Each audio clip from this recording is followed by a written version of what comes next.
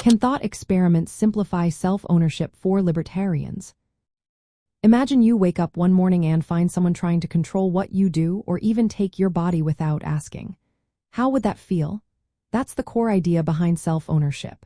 It's the belief that each person owns themselves completely, like owning a piece of property. This means you have the right to decide what happens to your body and your actions without interference. But sometimes, the idea can seem a little abstract, especially when trying to explain it to others. That's where thought experiments come in handy. They turn complex ideas into simple stories or scenarios that make the principles easier to understand. For example, picture someone trying to force you to do something against your will.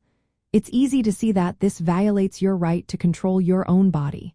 This kind of scenario helps clarify why self-ownership is so important. It's about respecting each person's control over themselves. Now, self-ownership isn't just about your body. It also connects to property and labor. Think about Locke's idea that if you mix your effort with something unclaimed, like land or resources, you gain ownership of it. Imagine cultivating a piece of land that no one owns. When you work on it, you make it yours. This helps show how self-ownership extends beyond just your body to the things you create or improve through your effort.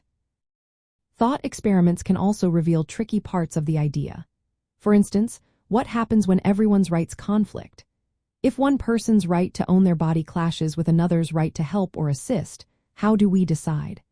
By imagining these conflicts, libertarians can see where the boundaries might be and what trade-offs are necessary.